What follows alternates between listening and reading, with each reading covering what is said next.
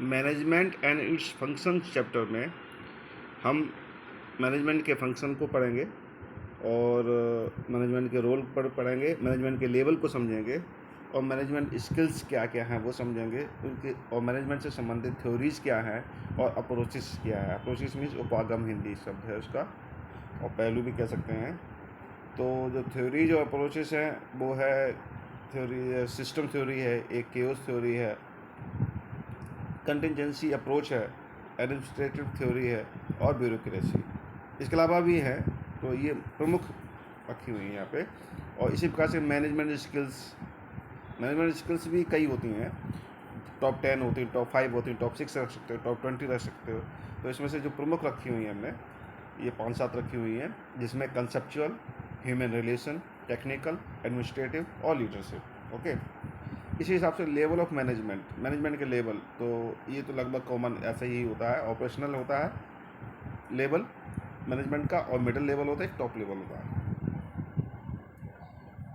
तो मैनेजमेंट का अब इसी प्रकार से देखिए, यहाँ ऑपरेशन रखा हुआ है, तो ये लोअर मैनेजमेंट लेवल होता है। तो लोअर एक शब्द, लोअर अपने आप में ही लोअर जैसा प्रतीत होता है, तो इसलिए इसका शब्द बदल दिया गया है ना।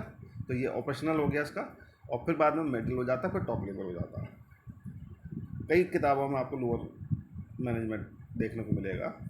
ओके, तो अब फंक्शन ऑफ मैनेजमेंट, इसमें ये हैं प्लानिंग और को पढ़ते हैं, ऑर्गेनाइजिंग को पढ़ते हैं, staffing, controlling, motivating, coordinating, communication को समझते हैं। इसके बाद से फिर प्रीवियस ईयर के क्वेश्चंस हैं, फिर कुछ इंपॉर्टेंट क्वेश्चंस भी शामिल किए जाएंगे।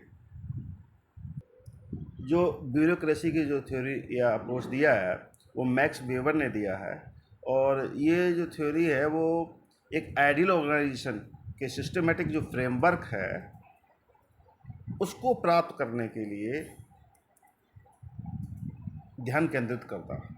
ठीक है, this theory aims at providing a systematic framework of an ideal organization which strives at achieving economics effectiveness and efficiency। इससे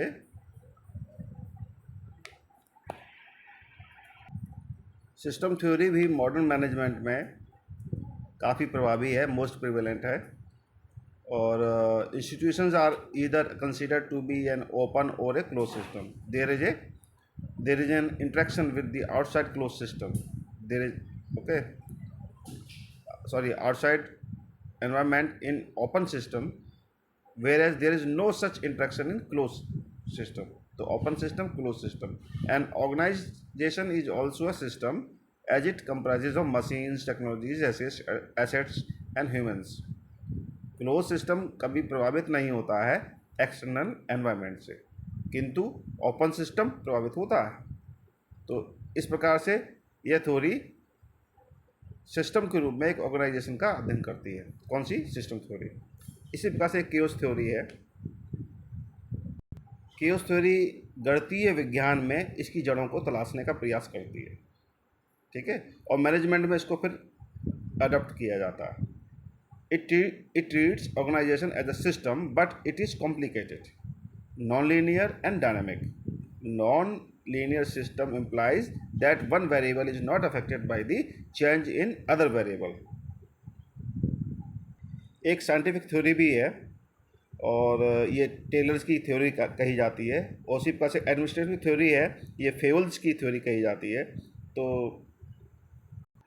प्रोफेसर रॉबर्ट कार्ज ने मैनेजरियल स्किल्स को 3 भागों में बांटा हुआ है, कंसेप्चुअल, ह्यूमन रिलेशन स्किल्स और टेक्निकल स्किल्स में। ह्यूमन रिलेशन स्किल्स को इंटरपर्सनल स्किल भी कहा जाता है। It deals with an ability of the manager to effectively and efficiently work with humans.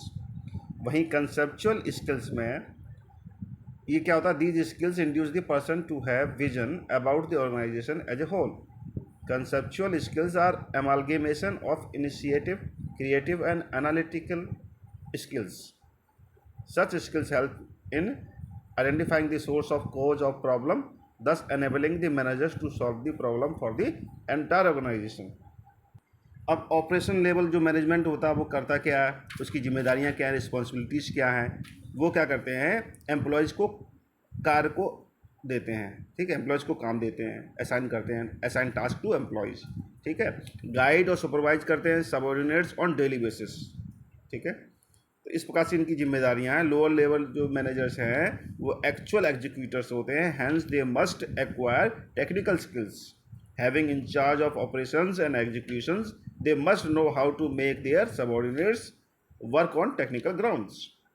इसी प्रकार से मिडिल लेवल मैनेजमेंट की रिस्पॉन्सिबिलिटीज़ क्या होती हैं, ये अकाउंटेबल होते हैं to higher level managers, they guide and lead supervisory level, lower level managers को कहते हैं, ठीक है, ऑपरेशनल लेवल मैनेजमेंट को गाइड करते हैं और सुपरवाइज करते हैं उनको। और इसी प्रकार से टॉप लेवल जो मैनेजमेंट होता है वो क्या होता है, वो क्या रिस्पॉन्सिबिलिटीज होती हैं, उनकी जिम्मेदारियाँ, रिस्पॉन्सिबल वो होते हैं for organizing, strategizing and controlling the entire firm, policy formulation भी इनका काम होता है, सेटिंग अप ऑफ गोल्स है ना, making decisions on long term issues, ये सब टॉप लेवल मैनेजमेंट का काम होता है। Top level management require conceptual skills as they devote their time in problem solving, organizing and planning.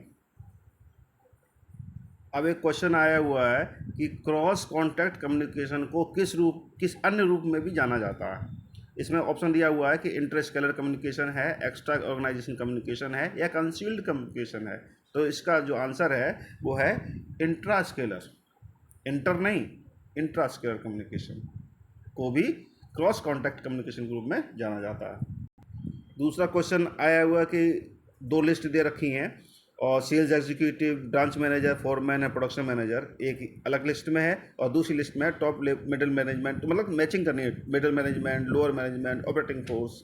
तो ऑपरेटिंग फोर्स के रूप में इसे सेल्स एग्जीक्यूटिव के साथ मैचिंग करेंगे और इसमें जो फोरमैन है इसे लोअर मैनेजमेंट में कर सकते हैं इसको। तो इस प्रकार से बाकी मैचिंग हो जाती है और आंसर इसका बन जाता है। एक अन्य क्वेश्चन है कि कम्युनिकेशन को इम्पेक्ट करने के लिए बॉडी पोस्चर है और गेस्चर का जो अध्ययन है ये किस रूप में जाना जाता है, ये काइनेसिक्स के रूप में जाना जाता है। एक अन्य क्वेश्चन है कि in dot dot grapevine a person transmits the information to a few selected people and some of them pass it on to the selected others, मतलब सिलेक्ट पीपल के पास इंफॉर्मेशन जाती है और वो भी जो इन्फॉर्मेशन पास करते हैं वो कुछ सिलेक्टेड पीपल के पास ही करते हैं। तो ऐसी क्या व्यवस्था है, कौन से ग्रेप वाइन में ये कौन सी व्यवस्था है। तो ऑप्शन दे रखे हैं cluster, gossip, probability, single stand chain, इसमें गॉसिप आंसर रहेगा। अब 3-4 क्वेश्चन हैं इंपॉर्टेंट क्वेश्चन में जिनमें प्लानिंग, डायरेक्टिंग, कंट्रोलिंग, स्टाफिंग का अन्य लिस्ट से मैचिंग करना होता है। तो सबसे पहले एक क्वेश्चन है, तो इसमें क्या है, प्लानिंग का प्राइमरी फंक्शन से मैचिंग हो जाता है और डायरेक्टिंग का सुपरविजन से मैचिंग हो जाती है और कंट्रोलिंग का ब्रेक इवन एनालिसिस से मैचिंग होती है और स्टाफिंग की मैचिंग होती है मैन पावर प्लानिंग से। अच्छा, ये क्वेश्चन फिर नए तरीके से दोबारा से बनता है। इस दूसरे अन्य क्वेश्चन में स्टाफिंग का जो संबंध है वो वैकेंट पोजीशंस आर फिल्ड से मैच होगा और इसी प्रकार से प्लानिंग का जो हम मैच करेंगे वो करेंगे हम helps in reduction of uncertainty, ये निश्चित रूप से सही बात है। और डायरेक्टिंग का हम जो मैच करेंगे वो इंटीग्रेट्स ह्यूमन एफर्ट्स और ऑर्गेनाइजिंग को हम यहाँ पे मैच करेंगे ऑप्टिमल यूटिलाइजेशन ऑफ रिसोर्सेज, ये भी ठीक है, ठीक है।